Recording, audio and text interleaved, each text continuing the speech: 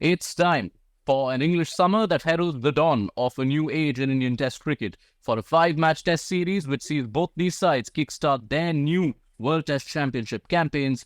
It's time once again for Test cricket. Welcome to ESPN Cricinfo Matchday, where we kickstart our coverage of India's tour of England, a five-match Test series which will now come to be played for the Anderson Tendulkar Trophy, and it allows us a much-awaited reunion with Sanjay Manjrekar and Steve Harmis. And gentlemen, it's only been about 15 months since the two of you were together the last time when England were in India, but so much has changed since. But so good to have the company of both of you again. Sanjay, let me start with you. It is new times in Indian Test cricket, always exciting, but always wonder what to expect. Yes, and especially, exceptional circumstances in which, we're seeing this series start, especially with the batting lineup, that India have a very, very raw, sort of typically in your face, new age Indian batting that will be confronted with one of the most difficult challenges in the world for young players from India. South Africa, New Zealand, England, I believe, are tougher challenges than going to Australia, because India tends to pace, the young generation especially, tend to play pace and bounce better.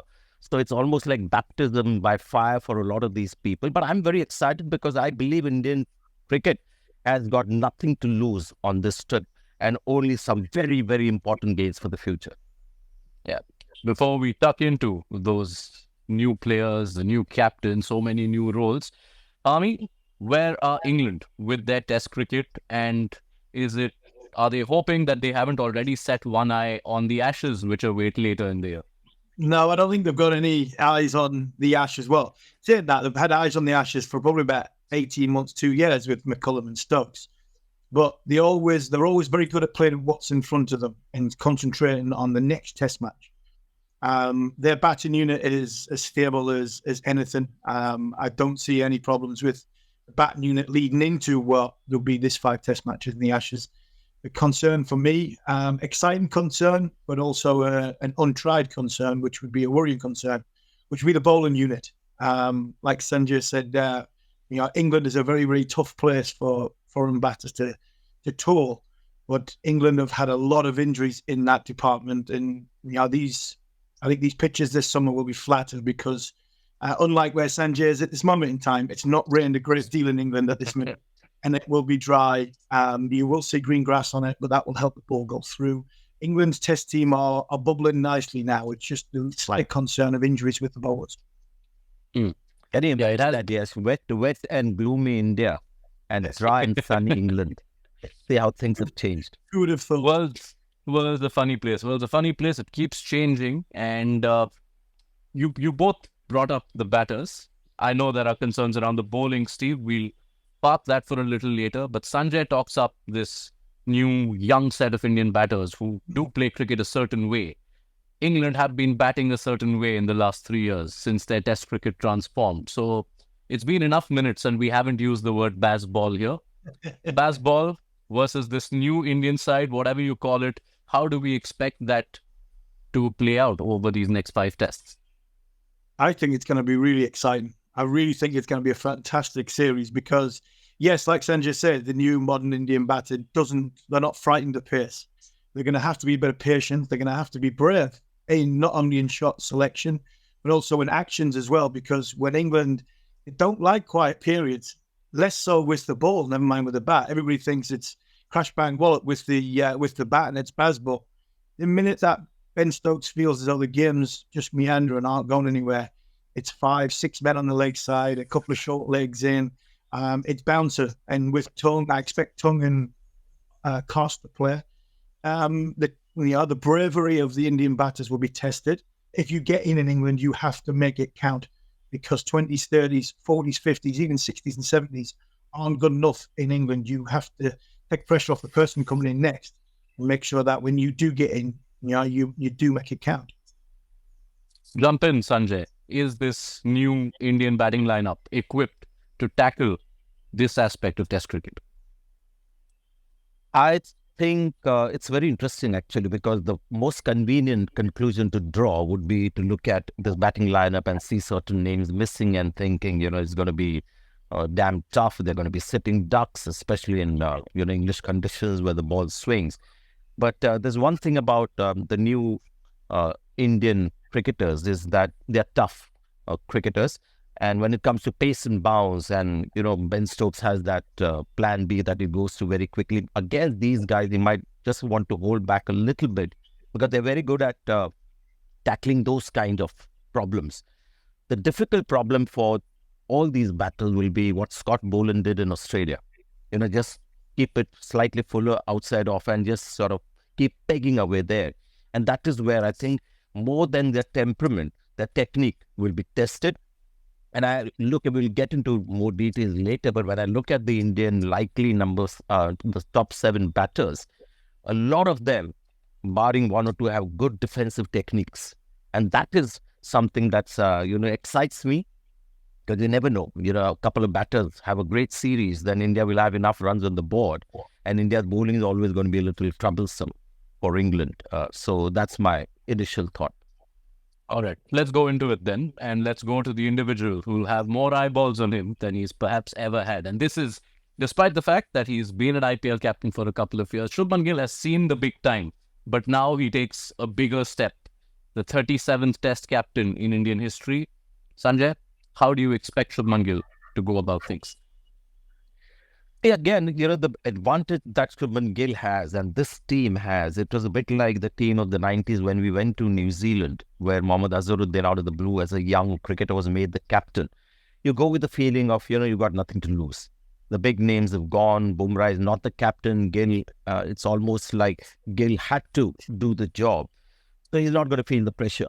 And I think because India in the selector made such a big call, they'll back him and be very supportive. Gautam Gambhir as coach will enjoy a young captain with him. You can see him as coach when he's playing with Surya Kumar Yadav as the India captain versus Rohit Sharma. So he's going to enjoy that job. So there's going to be a better kind of relationship between the captain and the coach. Gill, he's got depth, as a test batter. He's somebody who wants to do well in test cricket. I like the way he started off in Australia. He got multiple 20s and 30s, which means that against the moving ball, he was showing good technique. And I think he has that deep down, that desire to do something special in test cricket, considering that he's just a 20-year-old growing up in a T20 world. Yeah, and not only is he now Indian Test captain, it has been confirmed 2 days before the series, officially, that Shubman Gill will be taking over that number 4 spot. So, no pressure, Sanjay? Yeah, perfect. And that is what I like, pragmatism, because Gill has opened or batted in number 3. And with number 4 being vacant, Gill would be the ideal guy. And there are so many contenders for the number 1, 2, 3 spots. So this is perfect. And I think India will just get more out of Shubman Gill as a batter when he bats at number 4. I think the biggest thing for Shubman Gill would be, from an advice point of view, would be make sure your plans are in place before, as in preparation from where you're going to be under pressure the most, which is actually in the field. Because this England team, and I know there's a lot of England fans and a lot of people have come with bravado and baseball and everything that comes. Yeah, it is real. They do come at you. You do have to have fielders in unorthodox areas. You do have to stop boundaries from being scored. And your bowlers you've got to be right in tune with your bowler with plan A and plan B. And if you're not, all of a sudden you could be 140 for 1 at lunchtime, sitting having your lunch as a young captain thinking, where do I go next? And you can't always go back to Jasprit Bumrah. So these are the things I would imagine that I would be pushing towards Shubman in the preparation side to make sure he is in plan A, plan B. The beauty I like about this young man, he's so calm. It's an excellent point that Ami makes. Sorry, I thought you'd finish that. It's an excellent point. And just to add to Shubman Gill's challenges, I'm just thinking about all the teams in the world, especially the batting lineup. He would have preferred anybody, even Australia. But England, as a fielding captain, it's a tough batting lineup to control and come up with plans. We saw what they did against India in India, the kind of inning that only Pope played, or Ben Duckett, and how they go about their business, where you need a captain really thinking on his feet. So it's going to be highly challenging. And you've got to say, Shubman Gill, after the series, we find all challenges, especially leadership challenges, are a little more simpler or easier. Tougher still walking into a series knowing that your ace, Jasprit Bumrah, will be available for 3 out of 5 tests. Not known yet which of the 3 and whether he manages to play more. I'll be amazed if he plays 3 test matches. I'd be amazed if he plays 3 test matches. There's surely, if he plays 1, 3 and 4 and the test series is on the line, he's going to miss the Oval. He's not missing the Oval. So as much as England fans really was buoyant that, wow, Jasprit Bumrah's only going to play 3 test matches, I can only see him. I can see him playing 4, possibly 5. This is a massive series. Well done. Well said, Steve, because it just irks me, the talk. And, finally, Bumrah has actually come out and, gave reasons why he wasn't considered as captain, and he was quite happy to not take that responsibility because it's like preempting the future.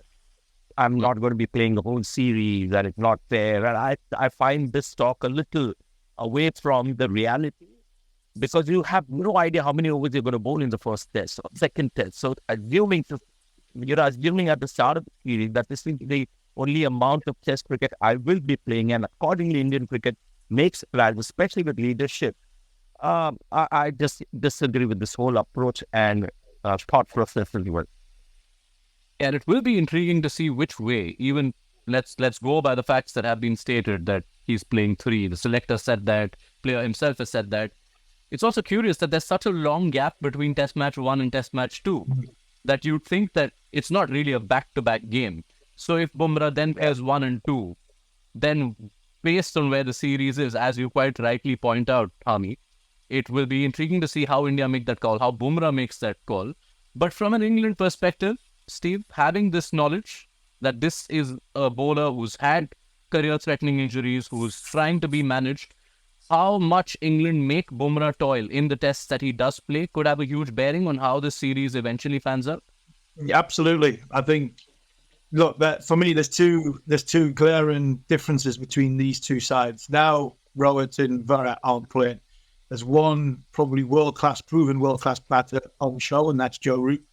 And there's one world-class bowler on show, and that's Jasprit Bumrah. And how they go against each other could be the difference in the series.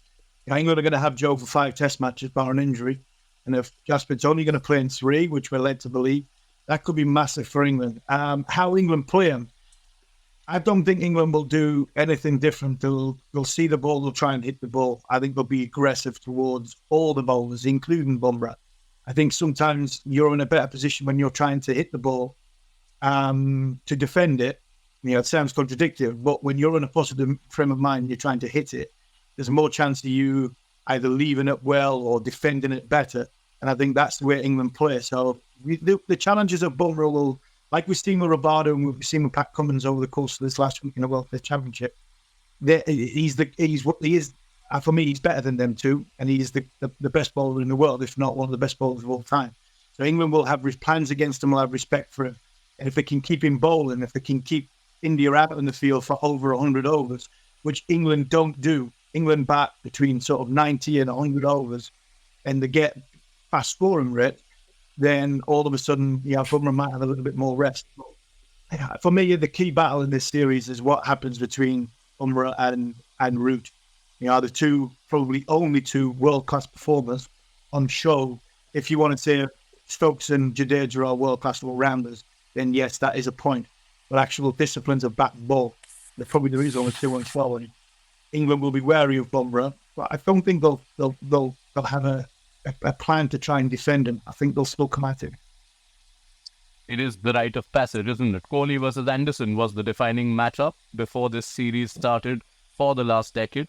Root versus Bumrah in that last summer that India were in England across 2021 and 22 was so defining too to how that series played out. While we're on individuals, Sanjay, let's move to Rishabh Pant. And this is a quietly significant moment in his career too, you'd imagine. He's had a tough IPL. He didn't have the greatest of tours of Australia, but he's been entrusted with the responsibility of vice captaincy. I think Test cricket will set him free. He's, in a way, going down that same route or journey that Virendra Sehwag when it came to Indian cricket, because he came into Indian cricket as this, very attacking batter, batted down the order, ideal for white ball cricket, bowler a few overs as off spin, and ended up actually excelling in Test cricket as an opener.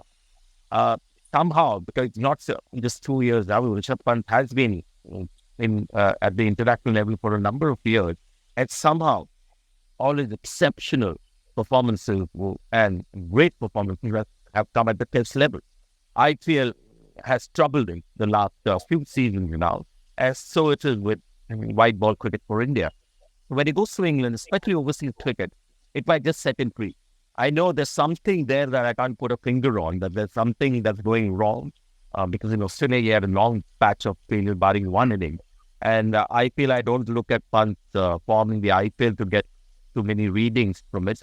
But there's something happening there, and he's an enigma to analyze why he does so well and why he does so poorly. But Test cricket and overseas Test cricket, with the stage that you expect in England, will set him free. So let's hope for the best.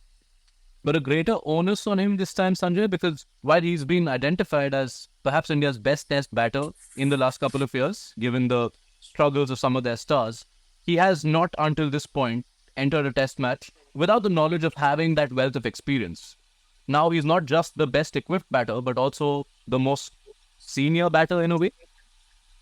And it shouldn't be thinking like that, because this is a guy, when he's not taking unnecessary burden, when he's out there and the team depends on him to win a game, that's what he'll do. He'll do it better than anybody else can do it. But going into a Test match thinking he's a second most experienced batter or one of the most experienced batter, that kind of pressure is not needed. And I think Gautam Gambhir has a very important role to play with Rishabh Pant. Somehow get Rishabh Pant to think like he was thinking 2-3 years back under different forces. That's the kind of mindset that he had. So he, in a way, is a temperamental cricketer. So if handled well by the coach and giving him the best sort of possible support in a way that he likes it, that suits his nature. Because this is a guy who can actually handle differently from the rest. Because he does different things and will get you to win a Test match in England single-handedly. So that's what I hope will happen with Pant. I mean, he shouldn't be thinking about his experience and maybe that in number 5 and think of him as the third batter with the senior right winner. He just goes in there as one of the batteries, hit wicket, and ends up casually playing a great innings. All right, Hami, admire your patience. Really appreciate it. While we were indulging in all these Indian batters, let's now shift the attention to the English bowlers. And you teed up the fact that this is a newer English bowling attack. There's no Wood, there's no Atkinson, no Archer yet. And of course, Jimmy Anderson also is only a recently retired international. Does the lack of experience in the England bowling attack balance the scales when we compare it to the fact that India's batting does not have a lot of mileage in it? Yeah, I think so. I think that's probably a fair comment, a fair assessment. I've been saying that the worrying thing for me is England's lack of identity with the bowl attack. I think what sort of plans and everything that's coming with India, and what India's attack is. But I think that's exciting as well, because they're trying to find out their way, and Ben Stokes will be, he's an unbelievable leader. So they'll have their plans in place. It's just about executing them. I can see England being very aggressive with their lines and with their length. They're probably going to have 2 90-mile-an-hour bowlers in that side, and they're balanced bowlers. They're probably not the bowlers that Sanjay was talking about, Scott Boland outside of stump. And then you'll have Chris Woakes, who will sort of marry the whole thing up, whether with these sort of swing at the start, a little bit of reverse swing, tight lines that need to be ball hidden, which doesn't happen too much with England. Given the length of the absentees and also the lack of experience of those who are around, it feels like Chris Woakes assumes a seriously significant role in this series. But Chris Woakes at 36, how many of the 5 tests can he realistically be expected to play? This is the thing that England won't do, like probably India did with Jasper Bunn. They said it just seems as though they didn't want to give the captaincy to Jasper Bunn, so we'll tell the world that he's going to play 3 Test matches, and that's an easier sort of let off than saying we don't really want to captain because he's a bowler. We want Shubman Gill to do it. The thing with Woakes and the thing with Stokes is that they will pick they will pick the next Test match and the best 11 to play in the next Test match when it comes around. So I don't see them saying, right, Wokes is going to play in 3 out of 5. They'll play Wokes and they'll see if he's available for the next one at Edgbaston's home ground, how his body pulls up after that. Because Wokes is quite critical when it comes to the all-round package. Calm and influence inside the dressing room, one of the nicest, probably one of the nicest men in cricket, a very, very experienced character, a handy batter at number 8, and also a very, very quality operator with the new ball in England conditions. So I would imagine Ben Stokes will want him for as much as he possibly can. The thing for me with India is, can they get Stokes bowling? I mean, I've seen Ben Stokes in the Zimbabwe Test. I've known Ben since he was 15. It's as good as I've seen him physically. Seen, the sort of body shape on him, and mentality-wise, he looks in good order, and he's ready to bowl. Now, he hasn't bowled, and I think the challenge for me would be from India.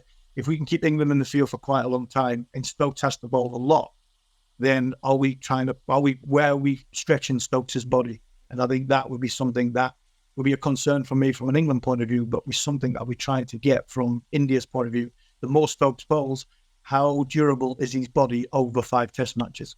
Because if England lose Stokes, I mean, they're a completely different side. That's where the smarts of the Indian batting, as it goes along the way, comes into the picture, Sanjay. As much as it's about England trying to wear Bumrah down, India also need to identify the players who they can potentially wear down. Yes, and I think, as I said, the new Indian batters don't have too much of a problem with pace and bounce.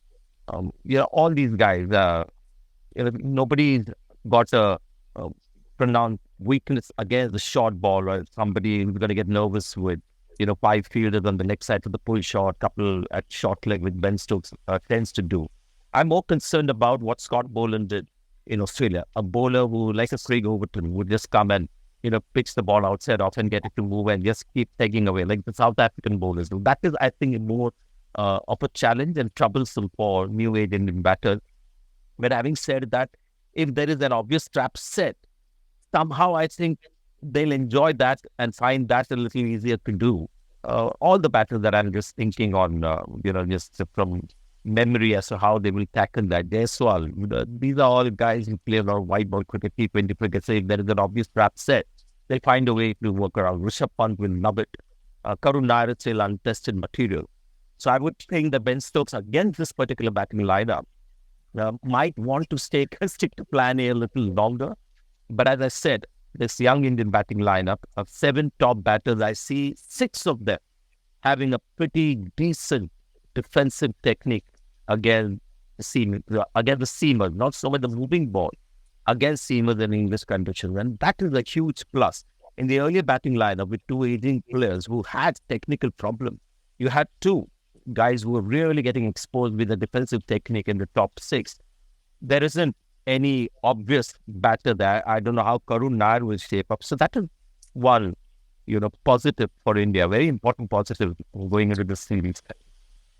Right. Let's talk conditions. Even as it pours in Sanjay's background, as you can see, Hami, as it pours outside my window here in Mumbai, it is so dry in England and specifically Leeds, which is a ground where, Indian fans are thinking of the last tour and they saw their team bowled out for 78 on an overcast morning. But how does this different dry English summer affect what we can come to expect at Headingley? Not much difference, to be fair. It's all about upstairs. It really is. Now, I would imagine there'll be a little bit. If you see green grass on the surface, don't worry that it's going to start zipping around everywhere. I think it's just to make the ball come on that little bit more, and that'll quickly burn off. I look at the Headingley that this series could come down to. We talked about how both sides have got exciting young players, world-class all-rounder, who's Stella, probably world-class Bumrah and Root. It could come down to the elements of luck. It could come down to winning the toss at 10:30 on a morning where there's cloud cover especially at Headingley, especially at Lords, and Manchester where it rains a lot. Back end of the summer, it could come simply down to you getting the ball in your hand when it's relatively new, or even 30 overs old. It'll still move when the elements come in, and that for me is how I think how tight this series is going to be. that it could come down to that little bit of luck when you might bowl in a passage of play of 45 minutes, when it's doing a bit, and you get this said batter out. So if Shubman Gill's going well and the crowds come over, you nick him off. When Joe Root's going well, all of a sudden do the same. So this series for me is so close, it could come down to the element of luck. When you get the ball in the hand, you've got strike. And like I said right at the top, when you get bat in your hand, especially from an Indian point of view, what not used to these conditions, you have to take responsibility and go and get a big score. That perhaps becomes the biggest challenge for the Gambhir Gill axis, Sanjay. Seeing the conditions and assessing what is the best combination of bowlers to go with, and where do you stand on what is India's best combination? It's a little tricky because when you look at the seam attack, it's not like you have Shami there as an obvious, three seamers that you pick up with Siraj, Bumrah, and Shami. Shami not there, and the options are Shardul Thakur, who's bowling well now. And there's a Prasidh Krishna and a couple of other seam bowlers. Alfred Rana was impressing in Australia, but in English conditions, I'm glad that he's part of the squad. Jadeja's ineffectiveness is going to actually create a lot of problems. Ineffectiveness against the English batters in the way they play him and played it in India. So you might just feel that you need some more spin support, but it's unimaginable. You're in England first test match and go with the Kuldeep Yadav, but Kuldeep Yadav is such a tempting option. And that is where I think Gautam Gambhir, if somebody will not go by the book, who knows, India might want to have both Jadeja and Kuldeep in their team, because Kuldeep Yadav will, perhaps with the way he bowls, and he was India's best spinner in that series when England came to India. And because Jadeja actually ran out of ideas the moment Ollie Pope and Ben Duckett, all the people, the way they made him, India might be tempted to play Kuldeep Yadav, but how they find a spot for him is going to be tricky. But yes, because there isn't enough experience available with seam, they might just go with experience and spin, but it will be a slightly out-of-the-box call. But yeah, it's a little tricky.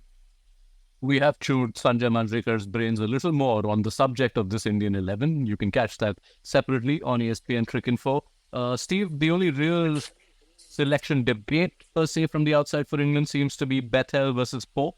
You imagine Pope's winning that one? Yeah, Pope's winning that one. I don't think, to be honest, it makes me smile the debate with Pope and with Bethel, because the simple fact, the only ones that have put pressure on Ollie Pope is Ben Stokes and Luke Wright, because they're the only two that mentioned it. I mean, before the Zimbabwe Test match, Ben Stokes saying Bethel's coming back, and he's coming back from the IPL, and he's coming back in. Now, a lot of the journalists and all the media said, well, that's it. Jacob Bethel's going to bat 3 against India. And then he had to sort of roll back at the end of the Test match, and he's going to come back into the squad. So that's where the noise started and it came from. And in the selection of this 14-man squad, Luke Wright did exactly nail his colour to the mast and say, Ollie Pope's our number 3. He talked about how good Jacob Bethel was. So it seems as though they didn't have who was going to bat at number 3. But I think with Ollie Pope getting that big 100 against Zimbabwe, his experience in Test match cricket, Jacob Bethel is going to be a fantastic, fantastic player in future years to come. But for me, at this moment in time, he has to wait. Ollie Pope to bat 3 in this Test match. Shoaib Bashir will play every single Test match and bat at number 11. And I think they were the two contentious points from a selection point of view from England. England will have a barrage of seamers, which they'll probably rotate. But the two question marks were probably the Bashir and Pope leading into Zimbabwe Test match. Bashir got 9 wickets. Pope got a big 100. So for me, they'll both start the series. All right, gentlemen, this has been so engaging. Test match cricket is back, and you can tell that through the extent of this conversation. And it still feels like there's so many layers we could still unpack, but we will look forward to your company throughout this series as it progresses. We have learned from the last few series and the way sport has unraveled in the last few months that there's no point asking for predictions. So I will spare both of you that horror. And thank you for setting up the start of this test series. Sanjay Manjrekar, Steve Armisen, thank you so much for your time. The stage is set there. Headingley will host the first test of the Anderson Tendulkar Trophy. We will have all the action covered for you right here on ESPN Cricinfo Matchday.